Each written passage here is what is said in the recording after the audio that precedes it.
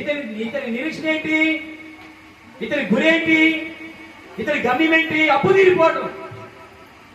అంటే అప్పు తీరితే బాప్తిసం పొందుతావా? అప్పు తీరకపోతే సరే, ఈ సంవత్సరం నీ అప్పు తీరిపోయింది, నువ్వు బాప్తిసం పొందావు, వచ్చే సంవత్సరం మళ్ళీ అప్పు వచ్చింది. అప్పుడు ఏం చేస్తావు నువ్వు? అప్పుల కోసం బాప్తిసం తీసుకోవద్దు. పిల్లల ఉద్యోగాల కోసం, పిల్లల పెళ్లిల కోసం, ఇలాంటి పుచ్చమైన వాటి కోసం బాప్తిసం తీసుకోవద్దు. అది నిజమైన రక్షణ కాదు. బాప్తిసం ఎందుకు తీసుకోవాలంటే, నేను పాపిని, నా తల్లిదండ్రులు పాపం చేసిన వాళ్ళే, నా పిల్లలు పాపం చేసిన వాళ్ళే, జన్మ కర్మ పాపము నాలో ఉన్నది. నేను స్వతహాగా, నేను ఎవరన్నా కాదన్నా, ఎవరన్నా కాదన్నా, నేను పాపిని. నా పాపాల కోసము నజరేయుడైన యేసుక్రీస్తు శిలువలో ప్రాణం పెట్టాడు. ఆయన యందు విశ్వాసం ఉంచిన వారిని ఆయన పాపములు క్షమించి వారిని పవిత్రులుగా చేస్తాడు. కాబట్టి నేను నా పాపాలు కడిగి వేసుకుంటున్నాను, నా జీవితాన్ని క్రీస్తులో నూతనపరచుకోవాలనుకుంటున్నాను. ఇక నేను బ్రతికితే క్రీస్తు వరకు క్రీస్తులాగా బ్రతకాలనుకుంటున్నాను అనే ఉద్దేశంతో మాత్రమే బాప్తిసం తీసుకోవాలి. అర్థమైందా? ఇలా కాకుండా మారు మనసు లేకుండా బాప్తిసం ముందు ఏదో మొక్కుబడులు బాప్తిసం తీసుకొని రేపు అనుకుని మళ్ళీ నెరవేరపోయేసరికి మళ్ళీ లోకంలో కలిసిపోతే ఎందుకు? దేవుని పిల్లలమని చెప్పుకుంటూ దెయ్యపు పిల్లలుగా బ్రతకడం ఎందుకు? అలాగని ఒకవేళ ఈరోజు నీవు రక్షణ నిర్లక్ష్యం చేస్తే, అయ్యా ఇక నేను ఎట్టా పాపినే, నేను ఎట్టా ఇందులోంచి బయటకు రాలేను, ఈ సమస్య నుంచి నేను బయటపడలేను, ఇక నాకెందుకు వెళ్ళే రక్షణ అని చెప్పేసి ఒకవేళ ఈరోజు రక్షణ నిర్లక్ష్యం చేస్తే శిక్షణ ఎలాగో తప్పించుకుంటావు అన్నాడు బాబు. ఏముందంట? రక్షణ లేని వారికి శిక్ష ఉన్నది. ఇది ఖచ్చితంగా గుర్తించాల్సిన విషయం. వాయిదాలు వేసుకుంటూ జీవితాన్ని ఇంకా పాడు చేసుకుంటూ కాలాన్ని ఇంకా సాగదీసుకుంటూ పోతే కాలము నీ వశములో లేదు, సమయము నీ వశములో లేదు. నీ జీవితము అల్పమైనది, ఆవిరి వంటిది. నీటి మీద ఉన్న ఆ బుడగ ఎంతసేపు ఉండదు? పొయ్యి మీద మనం అన్నం వండేటప్పుడు పైన మూతకి ఏమొచ్చింది? ఆవిరి వచ్చింది. ఆ ప్లేట్ దిగలు ఏమైంది? ఆవిరి నీరై కారిపోతుంది. అప్పుడు ఏముండదు అక్కడ? ఏమీ ఉండదు. నీళ్లు ఎత్తైన స్థలం నుంచి దుగుతున్నప్పుడు ఏమి లెగుస్తాయి? బుడగలు లెగుస్తాయి. ఆ బుడగలు ఎంతసేపు ఉంటాయి? గాలి వీచగానే బుడగలన్నీ పగిలిపోతాయి. ఇక ఆ బుడగ కనపడదు. మన జీవితం నీటి మీద బుడగలాంటిది. ఎప్పుడు ఏమైపోతుందో మనకు తెలియదు. గ్యారంటీ లేదు. ఏం లేదు? గ్యారంటీ లేదు. సెల్ ఫోన్కి గ్యారంటీ ఉందా? గ్యారంటీ ఉంది. సెల్ ఫోన్కి సంవత్సరం గ్యారంటీ ఇస్తాడు. సంవత్సరంలో పోతే నాకు చేసుకొచ్చి నేను మళ్ళీ కొత్త సెల్ ఇస్తాను అంటాడా? అండా? మనం మీరు మార్కెట్లోకి వెళ్ళి మిక్సీ కొంటాం, 3,000 రూపాయలు పెట్టి మిక్సీ కూడా గ్యారెంటీ అడుగుతాం. 1000 రూపాయలు పెట్టి ఫ్యాన్ కొంటాం, గ్యారెంటీ అడుగుతాం. మైక్ కొంటాం, 600 రూపాయలు పెట్టి 2,000 పెట్టి మైక్ కొంటాం, గ్యారెంటీ అడుగుతాం. వీటన్నిటికీ గ్యారెంటీ ఉంది. చెప్పులకు కూడా గ్యారెంటీ అడుగుతాం, వాచ్కి గ్యారెంటీ అడుగుతాం, బ్యాటరీకి గ్యారెంటీ అడుగుతాం, యాంప్లిఫైర్కి గ్యారెంటీ అడుగుతాం. నీ ప్రాణానికి గ్యారెంటీ ఉందా? నీ ప్రాణానికి గ్యారెంటీ ఉందా? గ్యారెంటీ లేని నీ బ్రతుకి ఈ అవకాశాలు అవసరమా?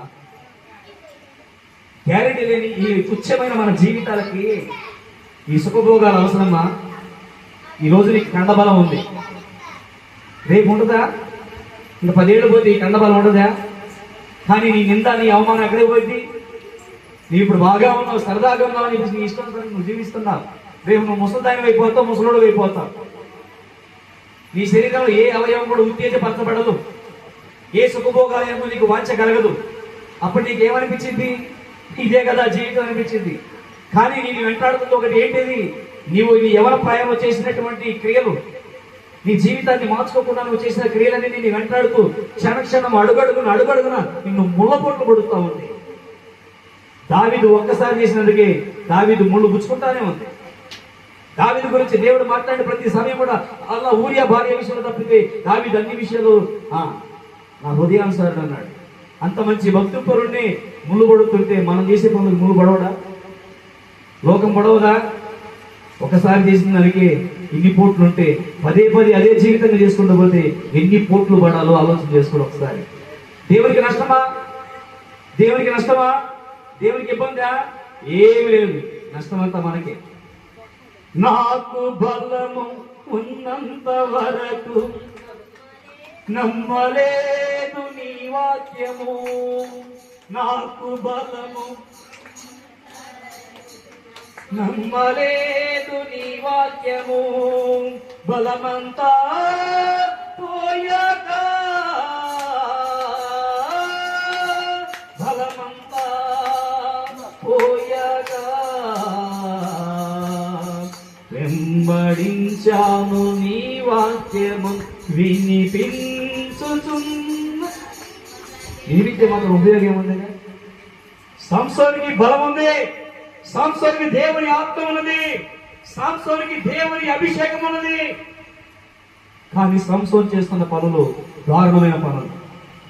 ఒకసారి చేశాడు, సంసోన్ని హెచ్చరించాడు, సంసోన్ నేను నిన్ను అభిషేకించింది, నేను నిన్ను రక్షణలో నడిపించింది దీనికోసమేనా? ఈ తుచ్చమైన దానికోసమేనా నేను మీకు ఇచ్చింది? ఇది మంచిది కాదు, మానుకో అన్నాడు. ఏం చేశాడు? మానుకోవాలి. అక్కడ ఒక గొడవ పెట్టించాడు దేవుడు. ఆ గొడవ అయిన తర్వాత మానుకున్నాడు. ఊరుకున్నాడా? ఇంకోటి పట్టుకున్నాడు. ఇంకోటి పట్టుకున్నాడు.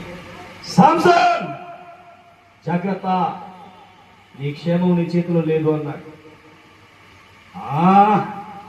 అనుకున్నాడు. దివిలా ఉజ్జగించి, ఆయన నీ బలం ఎందులో ఉందయ్యా, నీ శక్తి ఎందులో ఉందయ్యా, కొంచెం చెప్పయ్యా, నీకు ఆస్తి ఎంత ఉందయ్యా, నీకు పొలం ఎంత ఉందయ్యా, నీ రాబడి ఎంత అయ్యా. మొత్తం కూడా సంస్థ వీక్నెస్ మొత్తం పట్టుకుంది, బంధించింది. సంస్థ శత్రువు వచ్చి మీద పడుతున్నారు. 2 సార్లు ఎరిజిమ్ముకున్నాడు, 3 సార్లు ఎరిజిమ్ముకున్నాడు, సూర్యుని వీరుని అనుకున్నాడు. 4వసారి గడిచిమ్ముకోలేకపోయాడు. ఎందుకో తెలుసా? యెహోవా అతనిని విడిచిపెట్టి వెళ్ళిపోయాడు. దేవుడు నీకు శక్తి ఇచ్చినంతసేపు నీ కండబలం, దేవుడు నీకు దృష్టి ఇచ్చినంతసేపు నీ కళ్ళు, ఒక క్షణంలో నీ కళ్ళు ఏమైపోతుందో తెలియదు, ఒక క్షణంలో నీ గుండె ఏమైపోతుందో తెలియదు. తప్ప ఒక్క నిమిషం ఆగిపోతే నీ ప్రాణం పుట్టుకోమండదు. ఇంతలా గుండెకి గుప్పెడి గుండెకి ఒక్క నిమిషం రక్తం అందకపోతే గుండె పని ఆగిపోతుంది, శ్వాస ఆగిపోతే గుండె పని ఆగిపోతుంది. ఎందుకు? ఈ తుచ్చమైన జీవితం, ఈ తుచ్చమైనటువంటి జీవితం కోసం సుఖభోగాలు అవసరమా? 4 రోజులు కూడా మంచి పేరు కలిగి, మంచి సాక్ష్యం కలిగి ప్రభువుకు సాక్షులుగా ఉందముగాక.